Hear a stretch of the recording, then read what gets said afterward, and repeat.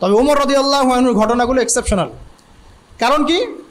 যেমন তিনি একদিন রাত্রেবেলা ঘুরছেন অলিতে গলিতে, এই ঘটনা আপনারা সবাই জানেন মনে, কান্নার আওয়াজ শোনা যাচ্ছে, কান্নার আওয়াজ। তো তিনি ইনভেস্টিগেট করছেন, খলিফা রাত্রেবেলা ঘুরছেন জনগণের দুর্দশা দেখার জন্য। এখন এক মা তার সন্তানদেরকে ঘুম পাড়িয়ে রেখে বা কান্না থামানোর জন্যে চুলার মধ্যে পানি চড়িয়ে দিয়েছে, জাল হচ্ছে, বাচ্চারা দিকে কাঁদছে।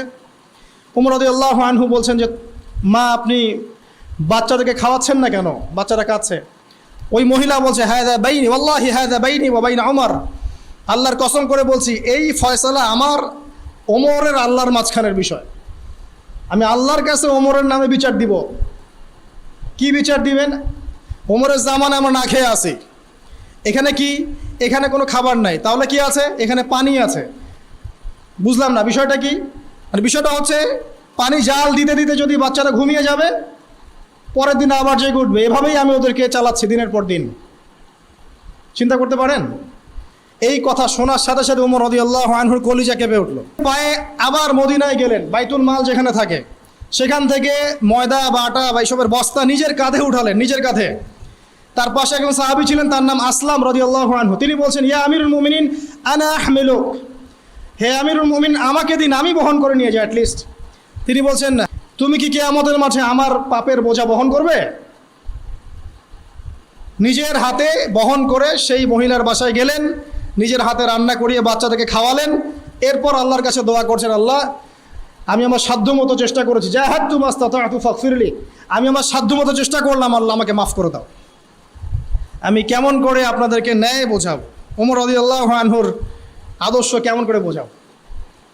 এগুলো হিস্ট্রি হয়ে গেছে এখন, এগুলোর সাথে বর্তমান ওয়ার্ল্ডের পলিটিক্সের কোনো সম্পর্ক নেই, অ্যাবসলিউটলি নো কানেকশন হোয়াটসোএভার। পুরো গ্লোবাল রাজনীতির কোনো সম্পর্ক নাই ওমর রাদিয়াল্লাহু আনহুর ওই খেলাফার সাথে। ওইটা সুদূর সোনালী অতীত। তবে এক্সাম্পল দিচ্ছি এই কারণে যে তারাই ছিলেন ন্যায়পরায়ণ বাদশাহ, যারা আরশের ছায়া পাবেন ইনশাআল্লাহ, তারা আমাদের আদর্শ হওয়া উচিত। যাদেরকে আল্লাহ পাক এই ক্ষমতাগুলো দিবেন তাদের উচিত ওমর রাদিয়াল্লাহু আনহুকে আদর্শ মানা। আরেকদিন এটা শোনেন, ডেঞ্জারাস ঘটনা। ওমর রাদিয়াল্লাহু আনহুর আন্ডারে আছেন আমর ইবনে আস রাদিয়াল্লাহু আনহু, নাম শুনেছেন? আমর ইবনে আস রাদিয়াল্লাহু আনহুকে ওমর রাদিয়াল্লাহু আনহু মিশরের গভর্নর করেছেন। কিসের? মিশরের। ওই সময় তো ইসলামিক খেলাফা পুরো অর্ধবিশ্ব। এখন আমর ইবনে আস রাদিয়াল্লাহু আনহুর একজন ছেলে ছিলেন, তার নাম সম্ভবত মুহাম্মদ বা অন্য কিছু হবে, আমার ঠিক মনে নেই। তো সে কি করতো, সে তার বাবার পাওয়ারে চলতো। চলে না অনেকে এখন? পাওয়ারে চলে না? আচ্ছা, ভয় পাচ্ছেন নাকি? আচ্ছা, সত্য কথা।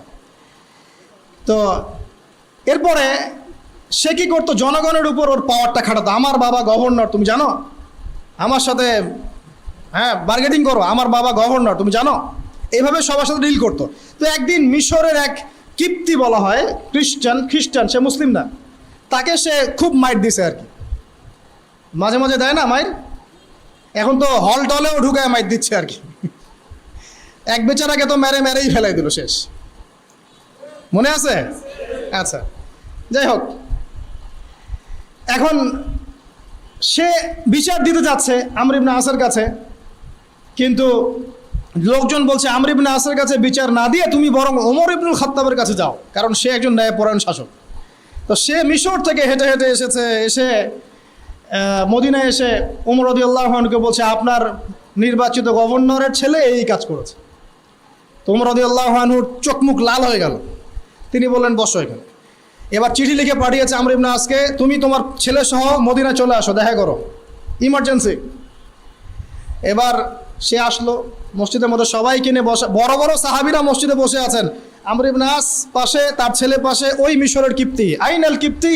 এবার কিপ্তি আসছে, এসে বসলো, বলছে বলো কি সমস্যা? তখন কিপ্তি বলছে ইয়া আমিরুল মুমিনিন, এ আমার উপরে আমাকে মেরেছে, ওয়াকাদ দরাবানি, সে আমাকে মেরেছে, বিফাদলি সুলতানি আবি, তার বাবার কর্তৃত্বের ফলে।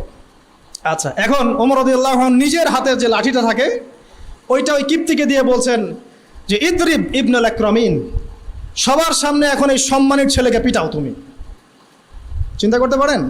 সবার সামনে এখন তুমি সম্মানের ছেলেটাকে পিটাও, ইদরিব ইবনুল আকরামিন। সে সবাই থতমত যে কি ব্যাপার, আমর ইবনে আসের ছেলেকে সবার সামনে মারা হবে? ইদরিব ইবনুল আকরামিন, আবার জোরে বললেন মারো, সম্মানের ছেলেকে এখনই মারো। সবার সামনে এই কিপ্তি আমর ইবনে আসের ছেলেকে সবার সামনে পিটালো। পিটানোর পর শেষ হয়নি এখনো। এবার তিনি বলছেন আলান, এবার আদ-দরবু আলা রাসি আমর, এবার আমরের মাথার উপরে মারো। এবার ওর বাবা আমরের মাথার উপরে মারো। ওয়াল্লাহি মা দরাবাকা ইল্লা বিফাদলি সুলতানিহি, আল্লাহর কসম করে বলছি সে তার বাবার ক্ষমতার বলেই তোমার উপর হাত তুলেছে, ওকেও মারো। চিন্তা করতে পারছেন? কিপ্তি বলছে যে লা হাজাতা লি বিযালিক ইয়া আমরুল মুমিনিন, আমার এর কোনো প্রয়োজন নাই। ওয়াকাদ দরাবতু মান দরাবানি, যে আমাকে মেরেছে আমি তাকে মেরেছি, আমার আর কোনো কিছু দরকার নাই, এবার তাকে ছেড়ে দেয়া। এই যে দেখাচ্ছি আপনাকে ন্যায়পরায়ণ শাসক। তো ইনারা জান্নাতে যাবে নাকি আমি যাব নাকি? আমি আপনি যাব নাকি? আল্লাহ মাফ করুক আমাদেরকে। আরেকদিন যাচ্ছেন, রাতের বেলা দেয়ালের পাশ থেকে আওয়াজ আসছে, এই মেয়ে দুধে পানি মিশাও, দুধের মধ্যে পানি মিশাও। মেয়ে বলছে যে এটা তো করা যাবে না আম্মা, কারণ আমিরুল মুমিনিন এটা কঠিনভাবে আইন করেছে, করা যাবে না। তখন মা বলছে এখানে কি আমিরুল মুমিনিন আছে নাকি, ওমর কি এখানে আছে? তখন সেই মেয়ে বলছে ওমর নাই তাতে কি হয়েছে, তার রব তো আছে। এবার ওমর রাদিয়াল্লাহু আনহু তার ওই পাশের সাহাবীকে বলছেন, আসলাম রাদিয়াল্লাহু আনহু, এই বাড়িটাকে মার্ক করে রাখো, কালকে সকালে আসতে হবে। পরের দিন সকালবেলা তিনি তার ছেলেকে নিয়ে হাজির। ওই মহিলাকে বলছেন যে গতকাল রাতে তোমাদের পানির আর দুধের ঘটনা আমি শুনেছি, তোমার মেয়েটাকে ডাকো। মেয়েকে ডাকা হলো, জিজ্ঞাসা করা হলো এই মেয়ের কি বিয়ে হয়েছে? তার মা বলছে না, যে আমি আমিরুল মুমিনিন আমার ছেলের বিয়ের প্রস্তাব নিয়ে এসেছি তোমার এই মেয়ের সাথে। সুবহানাল্লাহ। হিস্ট্রির অনেক কিতাবে আছে যে এই মেয়ে পরবর্তীতে এই মেয়ের গর্ভ থেকে ওমর বিন আব্দুল আজিজের যে লেগেসি এটা বের হয়েছিল, তিনি আরেকজন ন্যায়পরায়ণ শাসক ছিলেন। তো এই হচ্ছে অবস্থা তাকওয়া দেখে। এরকম অনেক ঘটনা আছে। একটা আছে ইয়েমেন থেকে একবার অনেক সুগন্ধি এসেছে ওমর রাদিয়াল্লাহু আনহুর যুগে, হাদিয়া। তো ওমর রাদিয়াল্লাহু আনহুর স্ত্রী আতিকা তিনি বলছেন যে ইয়া আমিরুল মুমিনিন, আমাকে দিন, আমি এটাকে সুন্দর করে ডিস্ট্রিবিউট করে দিচ্ছি, সবার মাঝে সুন্দর করে ভাগ বন্টন করে দিচ্ছি। ওমর রাদিয়াল্লাহু আনহু বলছেন আতিকা ছাড়া আর কে আছো যে এটাকে ভাগ করতে পারবে? তখন তিনি বলছেন আমিরুল মুমিনিন, আমি ভাগ করলে কি সমস্যা?